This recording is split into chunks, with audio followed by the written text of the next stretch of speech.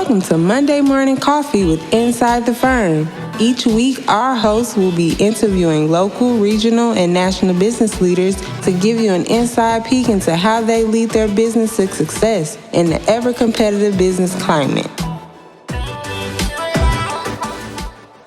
Welcome to Monday Morning Coffee with Inside the Firm. Today, I have a special guest all the way from across the pond. Jan Cavelle is a successful entrepreneur who started from humble beginnings as a single mother on welfare. She's now helps businesses start and grow, emphasizing the importance of passion, purpose, and values. Jan is a leader who shares her experiences and beliefs on personal development and mental health. She champions entrepreneurship through campaigns and encourages individuals to overcome fear and transform themselves. Jan is also a two-time author, and we're going to get into that. Jan, welcome to the show. Lance, thank you so much for inviting me on the show. I'm thrilled to be here. Yeah, we're thrilled to have you. Well, before we get into what you do now and the books and all of that, I would love to hear how you got here. I would love to hear if you came from a family of entrepreneurs and what it was like to start your business in the circumstances you started them in. Well, I came from a family of farmers, so I don't know whether, but I mean, it's sort of entrepreneurial to have your own farm, I think. So that's sort of near miss on that one. And I dabbled with small businesses, I mean, as in sort of me and maybe a friend before, excuse me, let me have a sip of coffee. Yeah, no problem. Stop croaking at you. Yeah, I mean, I'd sort of had small businesses on a very casual basis, but when I got myself into this situation of being a single mom, it was a whole different ballgame because I needed to make something serious out of it. And that was hugely challenging because I had very little experience, very little knowledge or anything really behind me. So it was very big gamble, which, you know, looking back, anybody who had had any input would have said, don't do it. You know, there were lots of moments which were crazy risk. And I was lucky, you know, and I worked very hard. I have to admit, but yeah, it's tough. What did you do to fill the gap while you were starting? I mean, you started to feed yourself while you and your family, I obviously. know. Yeah. I know. I mean, I was incredibly lucky because I'm sure that, you know, things wherever you are nowadays are not so forgiving and flexible. But I literally went to my local social security office and banged on their door and said, look, you know, rather than fill in all your forms, I'm not going to fit into a perfect hole. I want to be off social security as soon as possible, but I'm going to need some support in the meanwhile if I'm going to create a business that enables me to do that. Otherwise, you're going to be supporting me and my kids for life. And they went along with it. They gave me a sort of supplementary income, which, as I say, I don't think you could pull off now because we live in a much more bureaucratic age. But it's amazing what you can get when you ask. Interesting. Got it. And so then you decided to start the business, and if you had to identify the number one most challenging part about that after you got the funding and you had that in place, like then what was the big hurdle to overcome? I didn't have any funding to start at all. I literally started selling things and living and gradually putting a little bit of profit away to fund the growth. So nobody in my right minds would have lent me any money at that stage. Mm-hmm. You know, so the borrowing money came later, and that was funded by me. I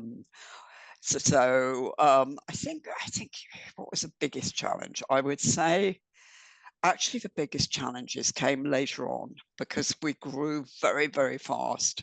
When we started growing, it was sort of sticky for the first few years, and then all of a sudden it went from sort of a small handful of us all having great fun and very involved to a couple of factories and 50 odd people, and that sort of morphing is huge, and that was where my ignorance and lack of experience really showed up. I think you can get away with a lot of things as a startup till it gets to that size. And then it gets a little bit more difficult. Yeah, definitely. But that's what's so fun about it too. I feel like there's this when you're in the startup phase and you're truly in the startup phase, it's the mistakes are easier to make. The mistakes, it seems like there's a softer landings for some of the mistakes for some reason. Yeah. I'm not sure why. Maybe because you're just dealing with less money right away, and less people and less liability. And then as soon as you get bigger, it sort of does that. So how did you find your first clients? What was your strategy for that? Telephone selling. It was something I'd done when I couldn't find an income anywhere else.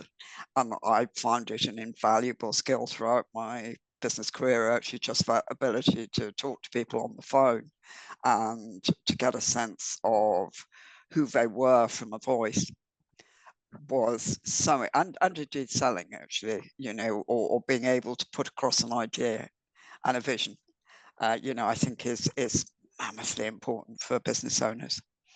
Yeah. So yeah, it's literally, I bought phone books when I got my check from the government, and so a tiny little bit of the food money went on a phone book every week rather, because there wasn't computers when I started, and I hit phones and yellow pages and went through, because I was B2B, and just knocked on doors and kept on knocking.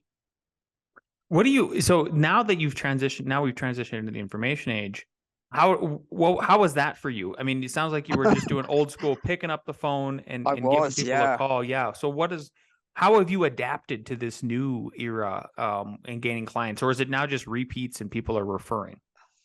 I mean, now I don't have that business, so it's much easier altogether. But we kept going on the telephone sales principle, because I think, the whole database and everything was on the computers. But even towards the end of the business, or my involvement with the business, should I say, we still kept the telephone sales as the basic principle, because I couldn't see any reason to change it. It worked for our business model in B2B, and if I'd built up, we're talking sort of 7 figures of sales on my own in that way, I couldn't see what the point was of spending a small fortune on reps on the road.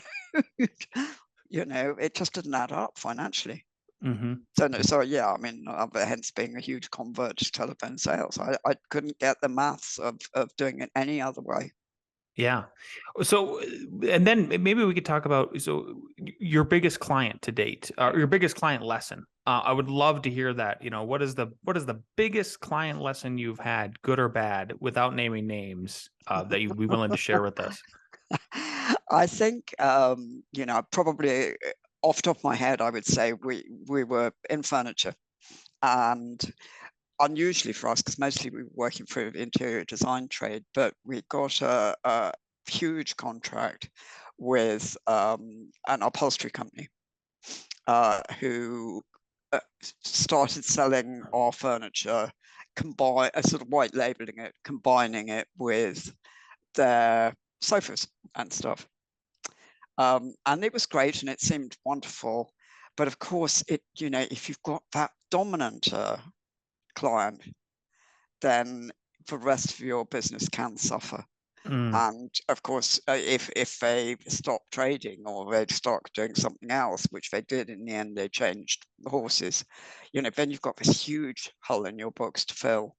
There's pluses and minuses. And on the other side of that, I mean, I think that still came out as a good thing to do, but I was a bit wiser on the risk.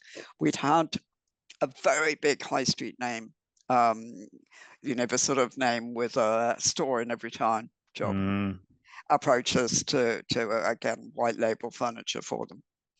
And typically, because it was a big deal, they wanted what we did, but customized and upgraded and for less money, and everybody was in the company was so excited and it was all going to be wonderful and they couldn't believe that we'd be working for this company. And, and I just went for a walk one day and I thought, the margins are just so small.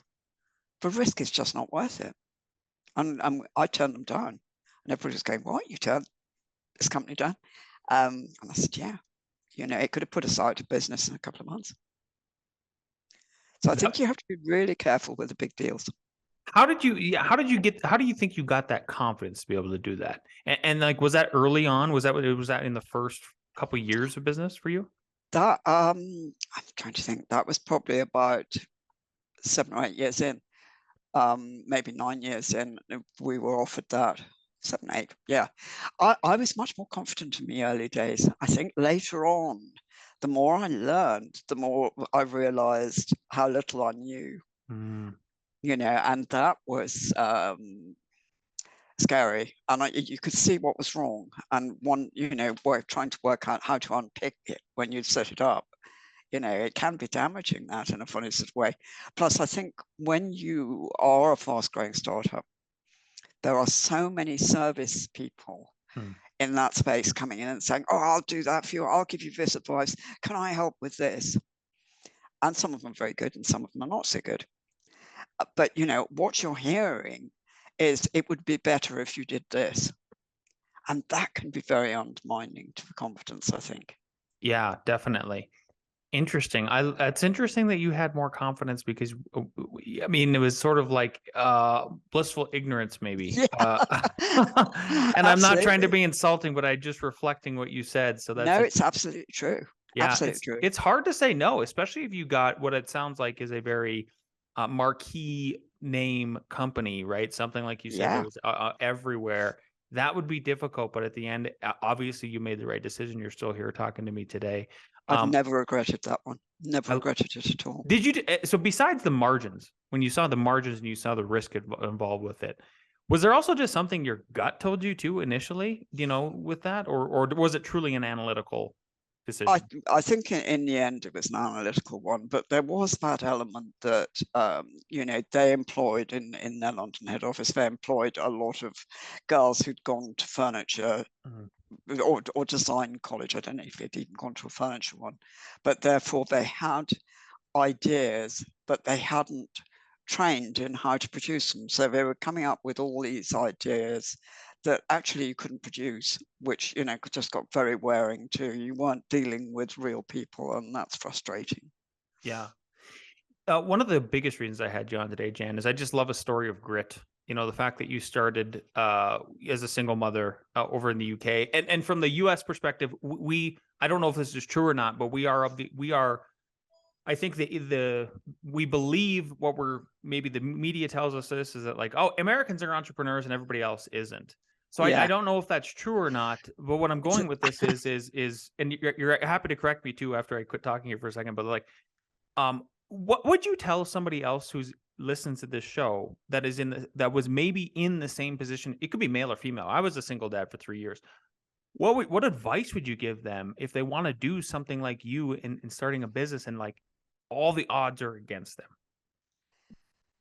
I mean, I think it comes down to your determination. I could not see any other way that I could do as much for my kids if I wasn't going to do that.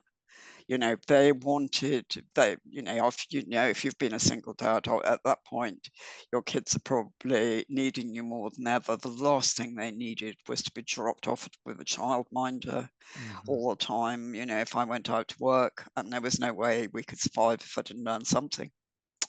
And, then very quickly it became, maybe we could have a better future for them, and you dream for your kids. Yeah. And it was worth it. The sacrifice is worth it, because in the end, hopefully not only you become your own boss, you have, I would think you're making more money as your own boss than rather you would be working for somebody else. So the financial freedom, and then being able to basically leapfrog that bad life that you would have had if you would have just been a cog in the wheel. Absolutely. It would have been a horrendous life, I think, and far less chances for the children. And they've both gone on to be very successful in things. Whether they would have done from a different background, who knows? Who knows? Yeah. Can you comment about the American idea that we're entrepreneurs and everybody else isn't? I think you're bigger thinkers often. And I think you definitely were. I think possibly the rest of the world might be waking up to entrepreneurship. I remember when I first got involved in promoting entrepreneurship, it was very established in America, and accepted, and it had been for a long, long time. Whereas in the UK, I mean, one of the things I was finding when I was going out to schools or colleges or business groups, I mean, actually, I went to one the other day, and they went, "Well, what is an entrepreneur really?" And which I find pretty stunning in this day and age, that they couldn't be sure what that word was. And I don't think you get that in the States. I think you are very entrepreneurial focused, if you like. Yeah. Well, I love that it's then spreading everywhere else. I mean, for Mm, me, it's my opinion is just back to that freedom part again, is that people can make their own way in such a better way. absolutely. And the happiness is a reflection of that too when you get to that point. So, um, where you're at right now in your business and your career, how are you guys gauging financial success and investments as a business owner?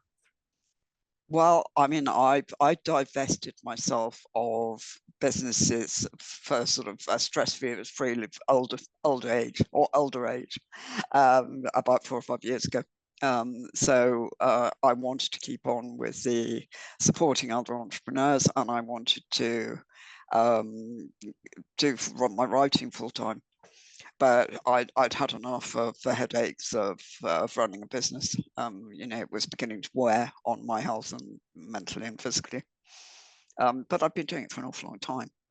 Yeah. So yeah. So that's where I'm at. But I still do the things I love, which is the writing and learning, of course, from others and supporting others. Tell us about that. Tell us about how you support other entrepreneurs right now. I would love to hear about the first book, where that passion came from, and then the second book. Well, the first book actually came from me puzzling over, going back to earlier in our conversation. You and I were saying suddenly there's this big leap, Mhm. and it gets so much harder. And it had puzzled me. There wasn't time to focus because, you know what it's like when you're firefighting.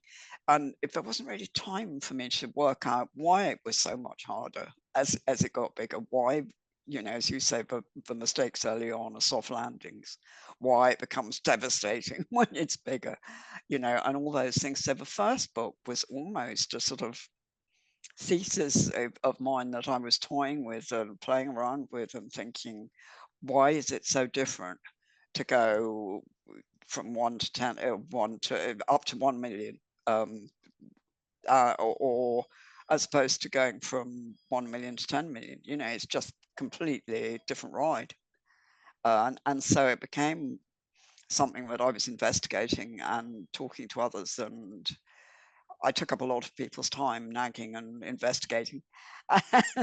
And with the result, eventually I thought, oh my goodness, I better do something serious about this and talk to a publisher and see if I can put a book together. And I did. And I got a contract from Bloomsbury. And so there we are. Interesting. And then when was that one published? That was published 19. Oh, gosh, not 1900. That's showing my age. 2021. Oh, okay, recently. Yeah. And what is that one Yeah, called? that was Scale for Success. And which was the first one because it was talking about that leap between scaling and was the sort of very early stages of scale.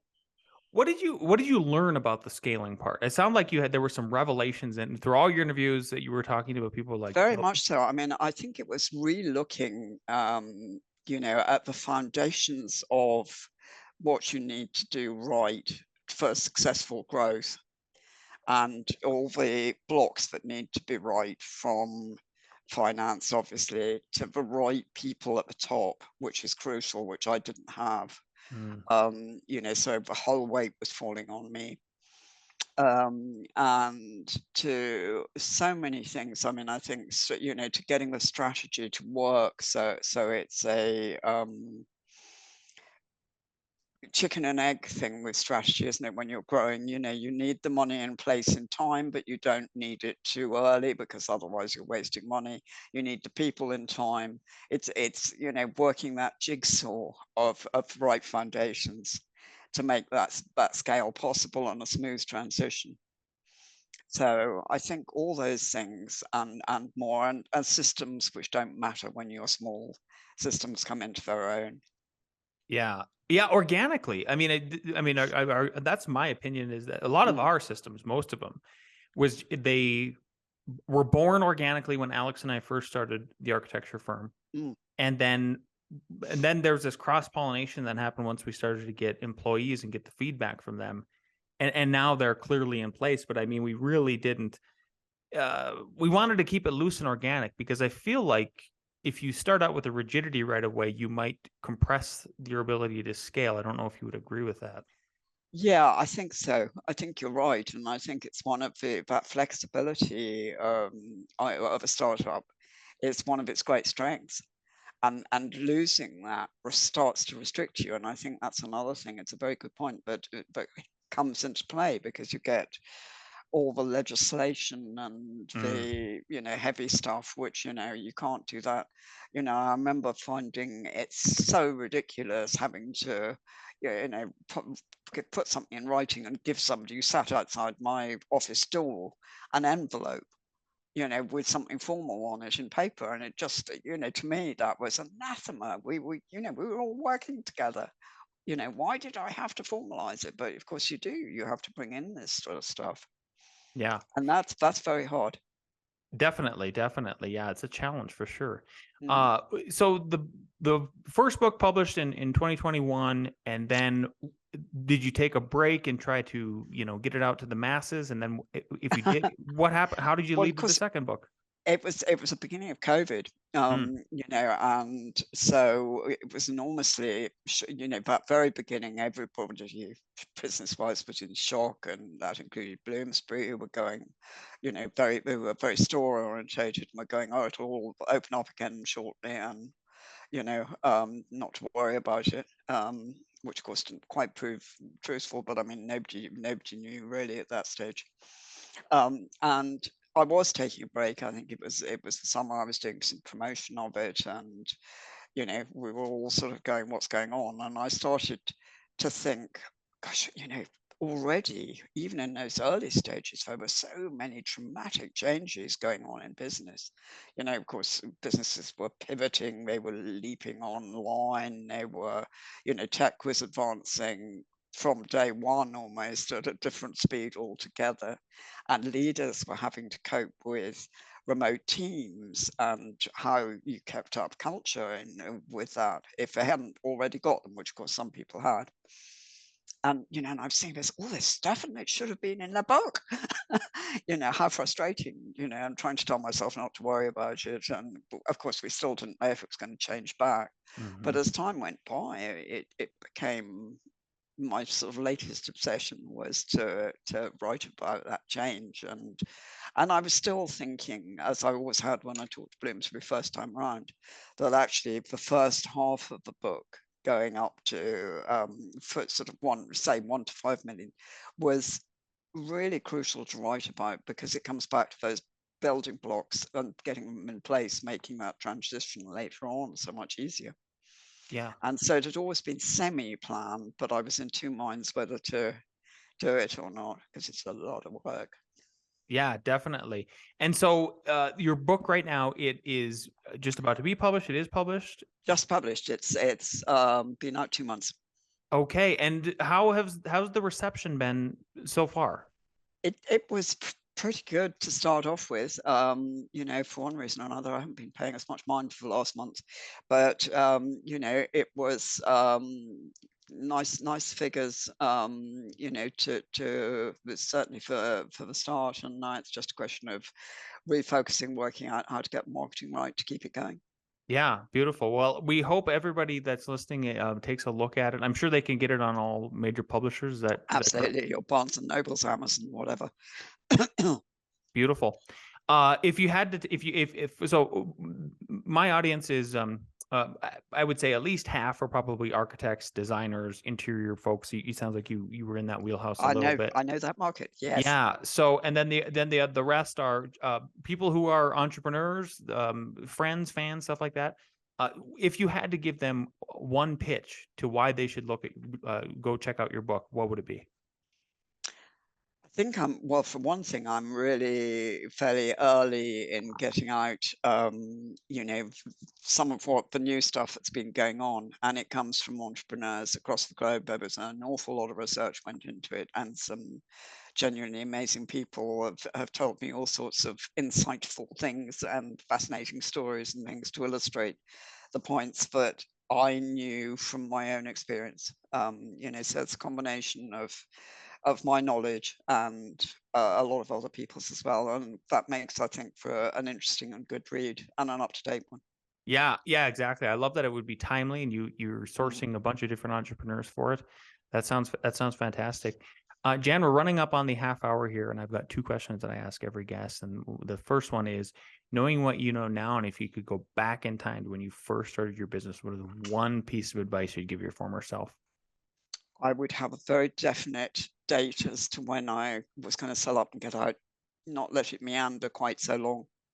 Maybe do several businesses, but I think there's always a danger of getting stuck in a business too long, and that's not good for you or the business, I think. Yeah. What kind of if anybody who's maybe thinking of that, maybe 5-10 years, something like that. Yeah. What are some flags, maybe, even if you could either say they're green flags or red flags or whatever, but whatever you need to construct in your mind is or signs. Like, what are the signs where you think if somebody's listening to this and they're going, yeah, those things are happening, and maybe it is time to start thinking about exit. Is it just as simple as like burning out? Or certainly, I mean, burnout's part of it, and I think when you're continually tired, when the same problems come up again and again, because the problems are just as wearing fourth time round, but victories are considerably less. Mm-hmm. Jan, this has been great. Thank you so much for joining us all the way across the water there. If people want to find out more about you, if they want to pick up your book, where can they find and follow you? Absolutely. They can pop on my website, which is exactly the same as my name, jancavelle.co.uk. Beautiful. Jan, again, thanks so much for your time. We appreciate it. And we wish you nothing but success with that book. Thank you so much, Lance.